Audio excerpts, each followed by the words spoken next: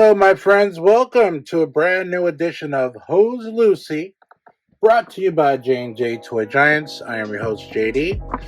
And this edition of Who's Lucy, we're going to be going over a couple of figures. The 1992 Cable figure that was from the Uncanny X-Men X-Force line back in 1992. And also the Uncanny X-Men Sabertooth action figure that came out in 1994. These were some Lucy's that I got from my good friend Mecha Market. Now, of course, obviously in the last few months you've heard me talk about this gentleman a lot. Here's this little sticker that he always sends when you purchase something from his Whatnot stream, or if you buy anything from his eBay store, because he does have an eBay store. Oops. Get out of here, White Ranger. You're not in this video. We already did your video for the Who's Lucy. But as I was saying, Mecha Market, I found him on Whatnot. He's a cool dude. He's actually in the midst of upgrading his store. He's been inoccupado for the last couple of weeks here at the tail end of December, going into the new year, because he's got a new house. He's got a bigger space for a store. So congratulations to him. I can't wait for him to come back to do a lot more Whatnot streams so I can buy more figures from you. But yeah, so basically these were purchased from the Whatnot stream from Mecha Market. And so yeah, let's go over the first one. All right, so the very first one we're going to go over today is the Cable figure, again from the Uncanny X-Men X-Force line that was in 1992, made by Toybiz. Toybiz is actually was a very big toy line, or I guess you could say toy manufacturing company, back in like the 80s and the 90s. I don't know who bought them out. Was it Hasbro? I got to do some more research on that real quick. So basically I kind of stopped filming just because I was really curious as to whatever happened to Toybiz. So from what I read is that Toybiz, for the longest time, I think it was shortly after they were making all of the DC figures. As you can remember, some of the figures that I did show on Who's Lucy were some Toybiz figures that were made for DC, such as like the Batman movie from Warner Brothers. So Toybiz for the longest time was a subsidiary company of Marvel. And when Marvel basically was not doing so hot in the 90s, they were selling off a bunch of their properties, such as like all the characters, like the rights to the characters, to different movie companies. And Toybiz was under the Marvel banner for quite a while, through the 90s, and making a lot of their Marvel toys. As you can see, I'm holding one right now. And then at that point in time, they kind of ventured into the wrestling from 98 to 2000, I believe. They were making a lot of toys for WCW.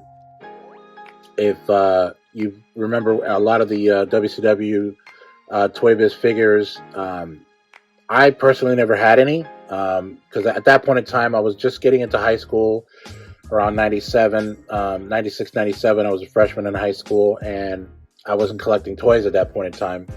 I didn't find this out till, much later, when I started collecting again, that Toybiz made WCW toys. So it basically defunct back in 2007. I'm surprised no other toy line like Hasbro, Mattel, at that point in time didn't pick it up, like buy it out, so that they could own the rights to make a lot of the toys, like, or re-release the toys, so to speak. But Hasbro kind of did the same thing, re-releasing it, but it's all Marvel Legends. They just did it in the style of the Toybiz figures. I've done a lot of those already. Check out all of our playlists for a lot of the Spider-Man stuff that I've purchased for the Marvel Legends, the X-Men, like the Cyclops and Warpath and such. But they did it in a lot of the style of the Toybiz figures that they were made back in the 90s. Cable is the leader of the X-Force. and Deadpool was actually part of that team as well. Deadpool is kind of like an anti-hero, so is Cable. Basically, Cable was from the future, and there's a lot of issues of him going back in time to try to stop an assassination, which ultimately creates the future that he was belonged to. So check that out, either through the internet or through YouTube. I'm sure people have gone over some of the history of the storyline for that. But a lot of the Toybiz figures in the 90s, they had these like little action mechanisms where you hit a button like this. Here it's a little stiff, but he does like a little chop. Cable had a lot of different weapons. Obviously I don't have the weapons that he came in because I bought them loose, but there was another one here. You can see here there's another one where that he has a blue and yellow costume, and of course there was another one where it's like a Gatling gun type thing that he was doing. But he was a very popular character back in the 90s, just because comic books in the 90s got a lot better as far as like drawing, or the art wise. Storylines got a lot better as well. So he's a really cool, he's very, very loosey goosey, essentially, the best way I could say it, because he's been played with. You can tell he's been played with. He doesn't have a lot of his paint missing that much. I mean, obviously you can tell he had a little bit, but he could be, I've seen worse, is what I'm saying. But I'm glad I have him. I'm definitely going to have to get him a stand, because he can stand on his own, but based on the fact of how loose he is, if you move him, he's going to fall just like that.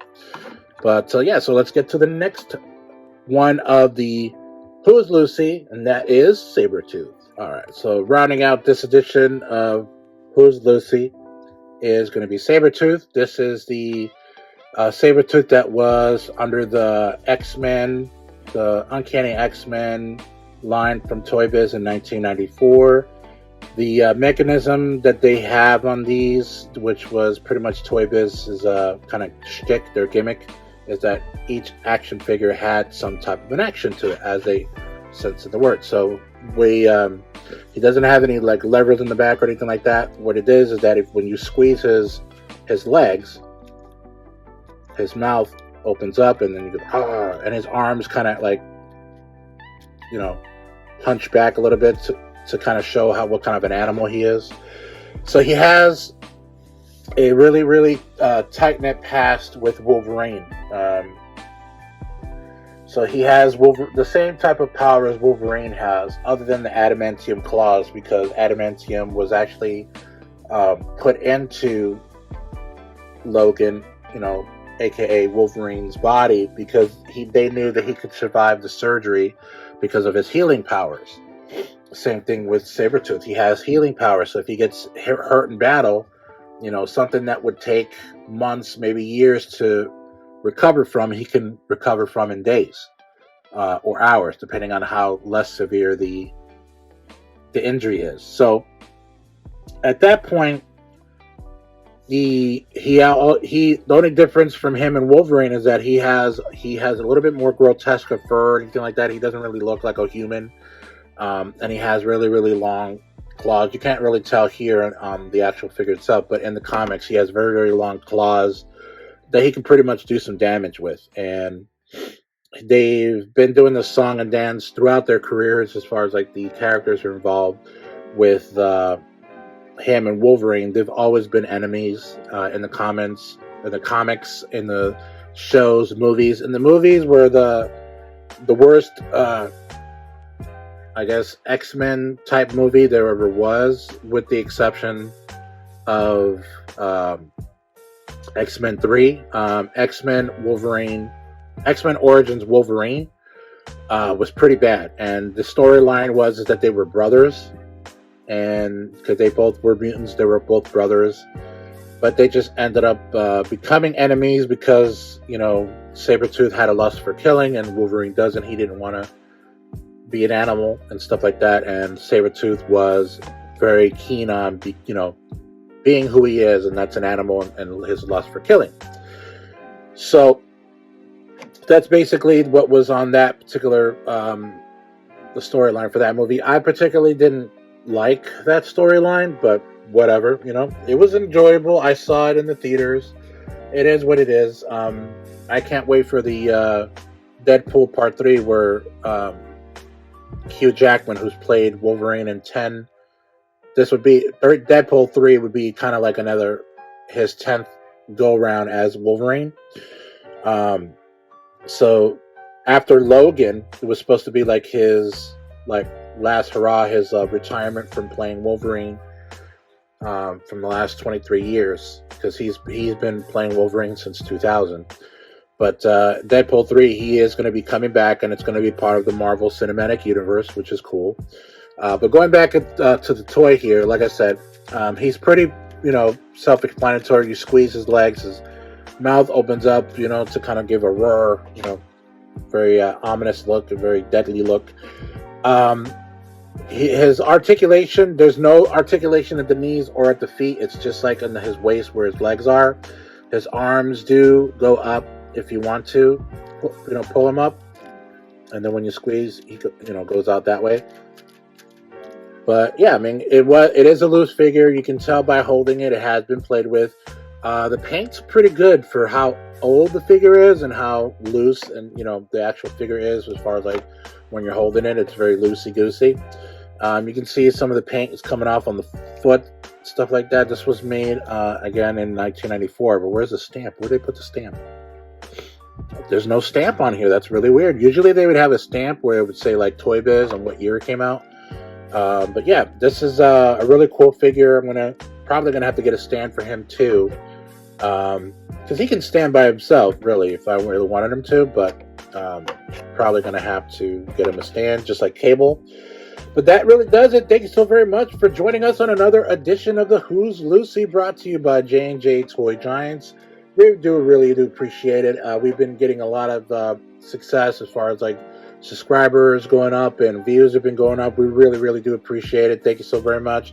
Be sure to like and subscribe and also comment on any of our video submissions on YouTube, Twitter, Instagram, and Facebook. Follow us on TikTok, and also follow us on Twitch. We've been doing a lot of Twitch streams in the last few weeks. I've been trying to do at least 2 a week, so that way you can, if you miss it on Twitch, it'll then be on our YouTube channel. And yeah, so thank you so very much, guys, and see you on the next one.